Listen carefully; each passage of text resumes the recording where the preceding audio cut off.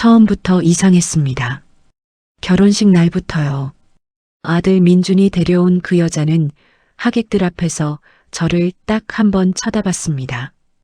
위아래로. 그리고 돌아섰어요. 저는 그날 가슴 한켠이 서늘해지는 걸 느꼈습니다. 그래도 믿었습니다. 내 아들이 선택한 사람이니까.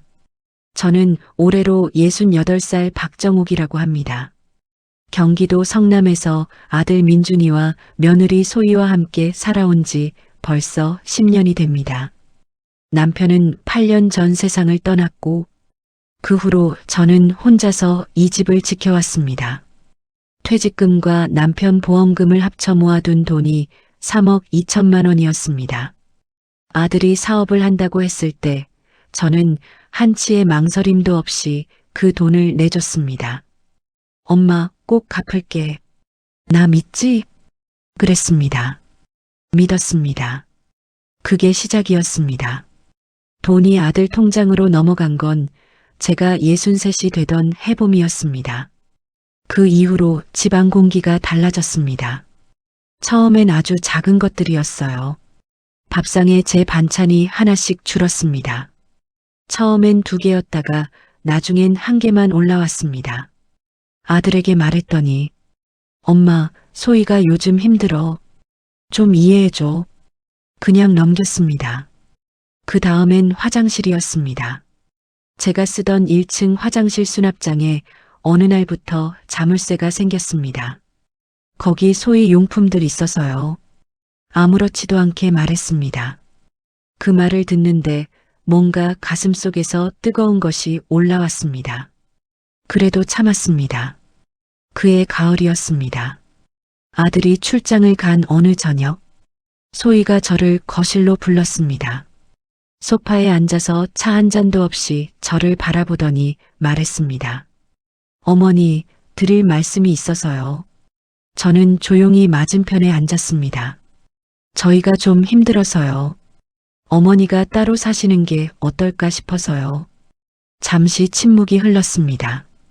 사시던 방 쪽으로 독립적으로 생활하시면 저희도 편하고 어머니도 편하실 것 같아서요. 저는 그 말을 듣고 웃었습니다. 소희가 당황한 표정을 지었어요. 왜 웃으세요? 아니, 그냥. 저는 자리에서 일어나 제 방으로 들어갔습니다. 그리고 문을 닫았습니다. 그날 밤 저는 한숨도 자지 못했습니다. 천장을 바라보면서 지난 10년을 떠올렸습니다.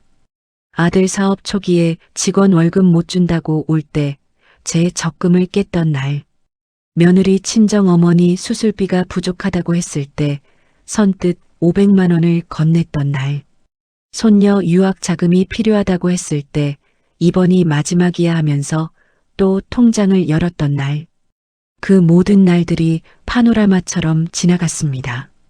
그러다 문득 한 가지 생각이 떠올랐습니다. 나는 지금 내 집에서 쫓겨나려 하고 있구나. 내가 산 집에서, 내 이름으로 된 이 집에서. 저는 그날 밤 결심했습니다. 더 이상 참지 않기로. 다음 날 아침 아들이 출장에서 돌아왔습니다. 저는 아침밥을 차리면서 평소와 똑같이 행동했습니다. 소희도 저도 아무 일 없었다는 듯 밥상에 앉았습니다. 아들은 눈치채지 못했습니다. 그 후로 저는 3주 동안 아무것도 내색하지 않았습니다. 대신 움직였습니다. 먼저 법무사 사무소에 갔습니다. 이 집은 원래 제 명의였습니다. 남편이 떠나기 전 제 이름으로 바꿔놓은 집이었어요. 그런데 2년 전 아들이 사업담보대출을 받는다며 제게 도장을 찍어달라고 했을 때 저는 아무것도 모르고 도장을 찍었습니다. 법무사 선생님이 등기부등본을 보더니 조용히 말씀하셨습니다. 어머니, 이 집 지금 근저당이 2개 잡혀 있어요. 저는 그 자리에서 말문이 막혔습니다. 저는 그날부터 진짜로 준비를 시작했습니다. 법무사 선생님 소개로 변호사 선생님을 만났습니다. 아들 몰래 제가 빌려준 돈 내역을 하나씩 정리하기 시작했습니다.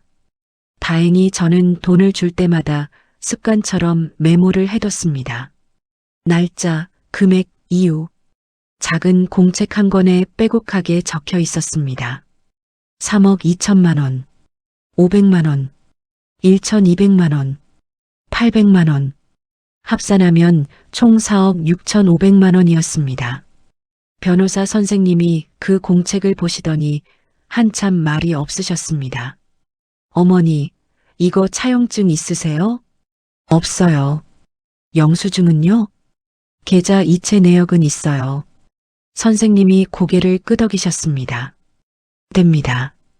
그로부터 한 달 뒤 아들이 퇴근하고 소희와 거실에서 TV를 보고 있던 어느 저녁이었습니다. 저는 조용히 거실로 나갔습니다. 식탁 위에 서류 봉투 2개를 올려놓았습니다. 민준아, 소희야 줄 게 있어. 아들이 서류를 꺼내 펼쳤습니다. 소희도 옆에서 들여다봤습니다. 10초쯤 지났을까요? 아들 얼굴이 하얗게 변했습니다. 엄마, 이게 뭐야? 대여금 반환 청구서야. 내가 너한테 빌려준 돈 돌려달라는 거. 빌려준 거라고? 엄마가 준 거잖아. 저는 천천히 고개를 저었습니다. 나는 한 번도 준다고 한 적 없어. 항상 빌려주는 거라고 했어. 소희가 끼어들었습니다. 어머니, 이게 무슨 갑자기. 저는 소희를 바라봤습니다. 소희야, 나한테 따로 사시라고 했던 날 기억해? 소희가 입을 다물었습니다. 그날부터 준비했어. 아들은 한동안 말을 잇지 못했습니다. 그러다 목소리가 떨렸습니다. 엄마, 나 지금 사업이 어려워. 이러면 나 진짜 힘들어. 저는 그 말을 듣고 처음으로 눈물이 날 것 같았습니다. 그래도 참았습니다. 민준아, 응? 나 힘들 때 내가 옆에 있어줬어? 아들이 대답을 못했습니다. 엄마 밥상에서 반찬이 하나씩 사라질 때 내가 알아챘어? 내 화장실 수납장에 자물쇠 생겼을 때 내가 한 번이라도 물어봤어? 아들의 눈에 눈물이 고였습니다. 저는 자리에서 일어섰습니다. 나는 소송까지 가고 싶지 않아.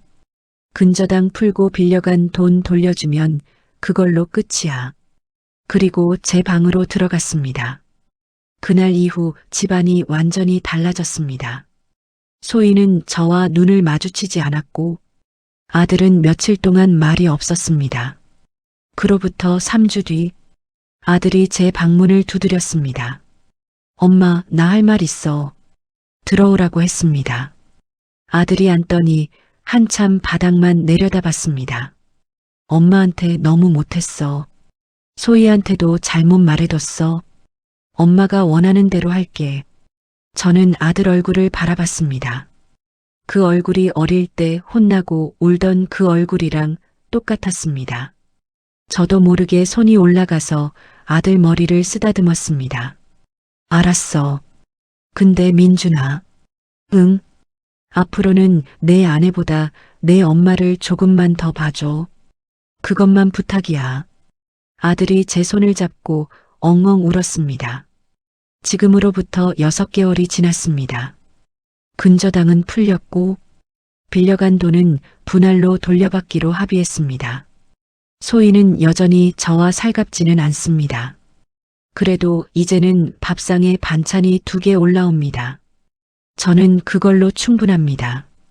여러분, 저는 오늘 이 이야기를 하면서 한 가지를 다시 깨달았습니다. 참는 것과 무너지는 것은 다릅니다. 저는 10년을 참았지만 무너지지는 않았습니다. 왜냐면 무너지기 전에 제가 먼저 움직였거든요. 혹시 지금 가족한테 상처받고 계신 분이 있다면 조용히 그리고 천천히 준비하세요. 감정보다 먼저 움직이는 사람이 이깁니다. 저처럼요. 오늘 이야기 끝까지 들어주셔서 감사합니다. 공감하셨다면 좋아요 눌러주시고 아직 구독 안 하신 분들은 구독 버튼 눌러주세요. 댓글에 여러분 이야기도 남겨주시면 좋겠습니다. 다음에 또 솔직한 이야기로 찾아오겠습니다.